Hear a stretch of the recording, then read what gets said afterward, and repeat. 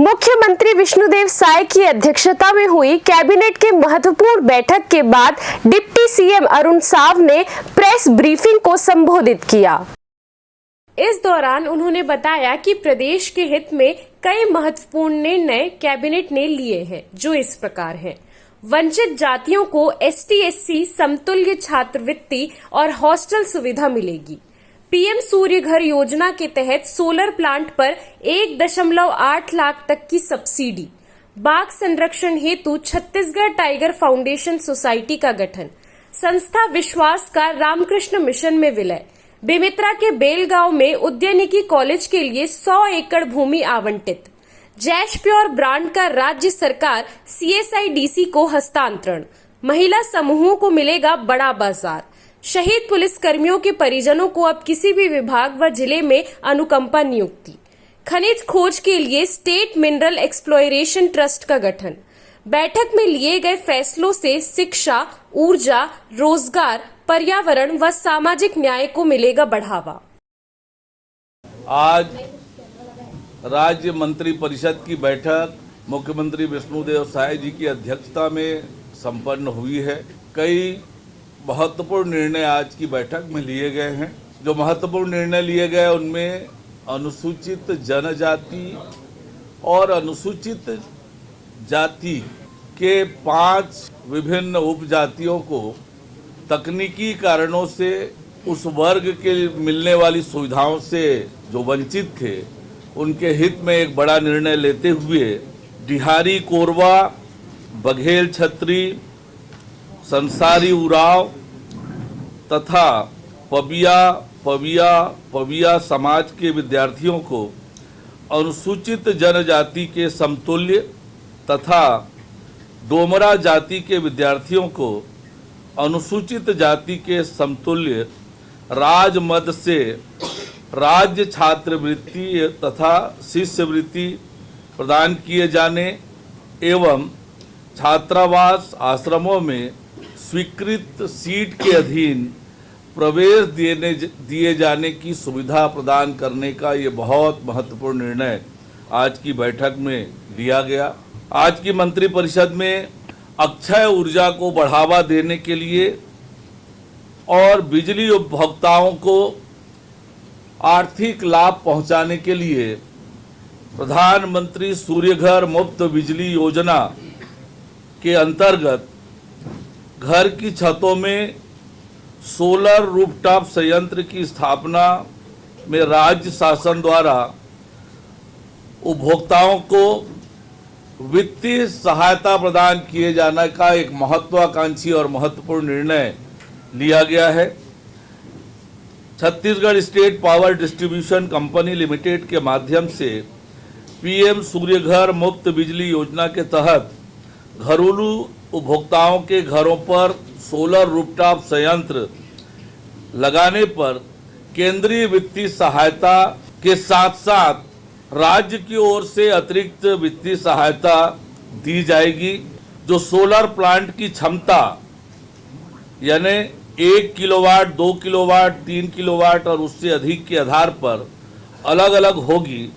उदाहरण के लिए 1 किलोवाट प्लांट के लिए कुल 45,000 रुपए की सहायता, जिसमें 30,000 केंद्रीय और 15,000 राज्य की ओर से सहायता दी जाएगी। इसी तरह से 3 किलोवाट या उससे अधिक के प्लांट के लिए कुल मिलाकर 1,08,000 रुपए, जिसमें 78,000 केंद्रीय और 30,000 राज्य की सहायता मिलेगी। Housing society residential welfare association के लिए भी इस तरह की सहायता प्रस्तावित की गई है। यह अनुदान CSPDCL को अग्रिम रूप से मिलेगी और वही इसे लाभार्थियों को देगी। वर्ष 2025-26 में 60,000 और 26-27 में 70,000 सोलर प्लांट की स्थापना का लक्ष्य रखा गया है। इससे वित्तीय वर्ष 2025-26 में 180 करोड़ और 26-27 में 210 करोड़ रुपए का वित्तीय भार आएगा। CSPDCL इस योजना के क्रियान्वयन एजेंसी होगी और नवीन एवं नवीकरण ऊर्जा मंत्रालय भारत सरकार के दिशा निर्देशों के अनुरूप इसे लागू करेगी। कंपनी इस योजना के संचालन के लिए एक अलग बैंक खाता खोलेगी जिसमें सब्सिडी की राशि जाएगी और उसका हिसाब किताब किया जाएगा। राज्य की वित्तीय सहायता उन घरेलू उपभोक्ताओं को प्राथमिकता दी जाएगी जिनके सोलर पावर प्लांट का ग्रिड सिंक्रोनाइजेशन 1 अप्रैल 2025 या इसके बाद हुआ है। मंत्रिपरिषद ने राज्य के वन्य जीव खासकर बाघों के संरक्षण और इको टूरिज्म को बढ़ावा देने के लिए एक महत्वपूर्ण पहल करते हुए छत्तीसगढ़ टाइगर फाउंडेशन सोसाइटी गठन करने का निर्णय लिया है।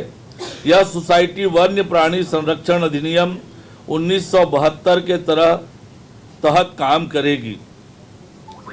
यह संस्था स्व वित्त पोषित होगी जिससे सरकारी खजाने से कोई अतिरिक्त बोझ नहीं पड़ेगा। यह सहयोग देने वाले व्यक्तियों और संस्थाओं से फंड जुटाएगी। यह सोसाइटी बाघों और अन्य वन्य जीवों के संरक्षण से जुड़ी गतिविधियों में सीधे शामिल होगी। यह स्थानीय समुदाय की भागीदारी से इको टूरिज्म को बढ़ावा देगी जिससे न केवल पर्यटन बढ़ेगा वरन स्थानीय लोगों को रोजगार उपलब्ध कराएगी जिससे आय के अवसर भी पैदा होंगे। यह पर्यावरणीय शिक्षा अनुसंधान प्रशिक्षण को प्रोत्साहित करेगी जिससे भविष्य में संरक्षणवादी तैयार होंगे। इस पहल से संरक्षण के लिए बाहरी धन, विशेषज्ञता और संसाधन मिलेंगे जिससे स्थानीय समुदायों को रोजगार के नए अवसर मिलेंगे और राज्य का पर्यावरणीय संतुलन बना रहेगा। यह छत्तीसगढ़ में वन्य जीव संरक्षण के क्षेत्र में एक मील का पत्थर साबित होगा जो जैव विविधता की रक्षा के साथ साथ इको टूरिज्म को मजबूत करेगा। मंत्रिपरिषद द्वारा अशासकीय अनुदान प्राप्त शिक्षण संस्था रामकृष्ण मिशन आश्रम नारायणपुर की सहयोगी संस्था Vivekananda institute of social welfare एवं सेवाएं छत्तीसगढ़ विश्वास को रामकृष्ण मिशन आश्रम नारायणपुर के मर्ज करने का अनुमोदन किया है। उद्यानिकी विश्वविद्यालय की स्थापना के लिए बेमेतरा जिले के साजा तहसील के अंतर्गत बेलगांव में राजगामी संपदा की 94.290 हेक्टेयर भूमि में से 100 एकड़ भूमि उद्यानिकी विभाग को निःशुल्क प्रदान करने का निर्णय लिया गया है।